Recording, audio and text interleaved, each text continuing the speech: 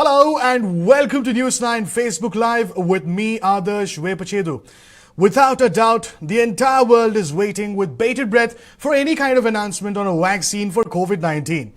Now to the several vaccine candidates across the world, Russia's Gamcovid-Lakvio has in fact been developed by Gamaleya Institute and has been the most controversial so far. After the world community raised concerns over the Russian vaccine's accelerated phase 1 and 2 trials and over the lack of any kind of data on the vaccine, Moscow seems to have finally woken up. Not only has Kirill Dmitriev, the head of the Russian Direct Investment Fund, affirmed that data on the vaccine will be made available, he also announced that 40,000 people will be administered the vaccine, which will be equivalent to phase 3 trials. Now the big question here is whether we should take all of this with a pinch of salt. Joining us live on the broadcast is infectious disease expert Dr. Pratik Patil, who will help us understand what the latest announcements from Russia mean, particularly for India. Many thanks, Doctor, for speaking to us. My first question, it's after a lot of hue and cry that Russia has decided to provide data on the vaccine plus the human clinical trials on 40,000 people. My simple question is, how wary should India be? Thank you. We should be careful about how to go about this vaccine, particularly because so far we haven't seen any data for phase 1 and phase 2 trials. So first of all, we should wait for the data to come out. See, for all medications, I would say, the principle is do no harm. Okay, so we should see that what is the adverse effect profile, first of all, and then there comes the efficacy, how effective it is. So once we have some preliminary data based on this, then we can discuss about the phase 3 trial. So obviously we have to take it with a pinch of salt about this Russian vaccine. Yes, indeed. Dr. Pratik, in fact, the way the world community, the world scientific community has been talking about the vaccine from Russia, Moscow, in fact, has a response to that. Moscow is saying that various countries are waging an information war against Russia over the vaccine. What's your thought on that? That may be some political issue, we don't know. But as far as the medicine is concerned, unless you have these phase 1, phase 2 trials where you see that it is protective, the vaccine is protective, it is generating the immunity against COVID, we cannot be certain. So, Dr. Pratik, here's another thought. Yes, go ahead, please. Yep, sorry. Please. No, whatever is the reason for the other communities, other countries, with Russia, if they have some different reasons to say about the vaccine, being skeptical for the vaccine. But again, as a doctor, I would always want to see those results. See, I don't think regarding COVID, the political things matter at the moment. The whole world is battling the issue. Correct. So I don't think these kind of political or other reasons should come in the way of vaccine, be it any country. So politics aside, let us keep that on the back burner. But looking at the vaccine itself, there's another school of thought. There is enough data on recombinant adenovirus-based vaccines, and it is apparently okay to assume that it is safe. Now, it's not me who is saying it. It's not Russia also that is saying it, but a virologist from Britain's Reading University who has said this. Your reading on that? Yes, that's true. Most of these viruses, the vaccines, are safe. And even if the side effects, if you see whatever is the published data on the vaccines, which these recombinant vaccines is there, the severe side effects are pretty less. Again, but whenever you check for the vaccine, you need to know what dose it is required to generate the immunity. And based on immunity, what is the minimum dose that is required.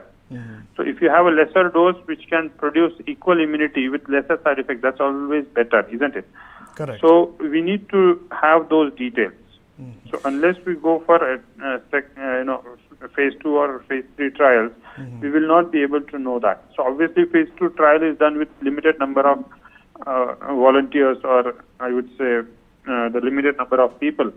But at least we will know what are the severe side effects, because we don't want to go to phase 3 trial and end up having side effects in majority of the people or large number of people, because obviously the number of people involved in phase 3 trial are large number. Correct. So side effects, the number wise, percentage wise, it may be the same, but the numbers will be more. Right. So, Doctor, the other aspect, of course, is what's in it for India. The Serum Institute of India has in fact expressed interest in the Russian vaccine, provided the data is furnished, which the Russians said they would. Now, with the Oxford vaccine said to be the first shot for coronavirus in India in all likelihood, how do you see the Russian vaccine faring against it? And an important factor is also that by the end of the year, the Serum Institute of India has said that it will be able to manufacture 400 million doses of the Oxford University vaccine, which could be used for about 200 million people. So we're clearly in need of much more than that. So do you see a possibility of a Russian vaccine filling those gaps? See, if it is effective, there are no side effects, why not? So again, if it shows that it helps, I don't think there should be a problem. Okay. So we can very well go ahead. Again, we have to see that Oxford vaccine, what you were discussing, is being tested in India as well. Right. So I think the Russian vaccine also needs to undergo some testing and trial in India, so that we know whether it behaves any differently than in the Russian population. So because the ethnicity-wise Indians, it's a different thing. So the vaccines may have a different effect and side effects profile in different populations. So that is one thing I would be more interested to look in. Right. I don't anticipate that it will be much different, but again, we have to be careful about these things. Dr. Pratik, my next question is very much in line with what you were just mentioning about its usage in India. So my question is two-part. One, what are the kind of regulatory hurdles that the Russian vaccine is likely to face? And the World Health Organization has also expressed its apprehension over the Russian vaccine. Secondly, if we really decide to give the Russian vaccine a shot, will it have to undergo those phase 2 and 3 trials in India like the Oxford vaccine itself? And domestic approval in Russia is only the beginning, isn't it? Yes. So yes, as you mentioned, every medication that needs to be used in India has to have approval from DGCI. And as per the rules, all these medications, they have to conduct trials in India as well. So by the book, if you go, we have to have a trial in India also. But again, it depends. This is not a routine or common scenario. We are dealing with a special situation. So in this case, there may be a special consideration for this accelerated approval, like it happens in few medications that without trials they have been approved for COVID. So similarly, even vaccine can get approval if at least we have a basic safety data. Safety is more important. So if we have a basic safety data, then we can go ahead. But that is again up to the government to decide, and the other ICMR and other authorities to decide, DGCI, to decide whether it is safe to go ahead without proper trials or big trials. Dr. Pratik, before we wrap up, your thoughts on the way in which Russians have behaved with this particular vaccine that's coming in. First, they thought they'll release the vaccine, accelerated clinical trials, no phase 3 clinical trials also, no data furnished whatsoever. It almost feels as if the Russians wanted to see as to how the world would react. And once the world started to react with apprehension, with skepticism, now they're saying, all right, phase 3 clinical trials will be conducted. All right, we'll give out data. So do you see some sort of a skepticism? Are you a little apprehensive as well with the way in which the Russians are behaving, and do you feel that there's a little more than what meets the eye? Yes, obviously I'm skeptical. The reasons being, it happens always that whenever there is a new study or new drug that is being put, that's been made available in the market or that is being used, we always see the results being published in the trial stage, what happened in animal trials, phase 1 and phase 2 trials, and then it's being used in the large scale. But so far, it's not happened in case of Russian vaccine. So there will be a skepticism always till we see the results in hand. So they have been talking that they will give the phase 1 and phase 2 trial results to the WHO and they will share with the other countries. But it has not happened so far. And even if it does, Dr. Pratik, how much should we trust the Russians? Isn't that another obvious question that arises here? Yes, obviously. See, but again, we can always raise the question whether the data what is being given is authentic or not. But again, I think it's more of administrative and it's about the local authorities and WHO to verify whether the results are genuine or not. So that we cannot comment here whether the results are authentic. Right. So in the end, Doctor, it almost feels as if it's a time-consuming process. First, you'll have the phase 3 clinical trials on 40,000 people, and then you'll have the regulatory process. You'll have to have clinical trials here as well in India, and then you'll have to verify the data that is being given out by the Russians. So, do you see the Russian vaccine anywhere in the race against the Oxford vaccine, or do you feel Oxford vaccine clearly has it this time around when it comes to COVID-19 in India? I think still Oxford vaccine is ahead in time. Reason being, it's already in phase 3 trial, and whether Russia is just planning to do it. Correct. Okay, so obviously it has an edge. It has a published phase 1, phase 2 trial results. So it will always have an edge.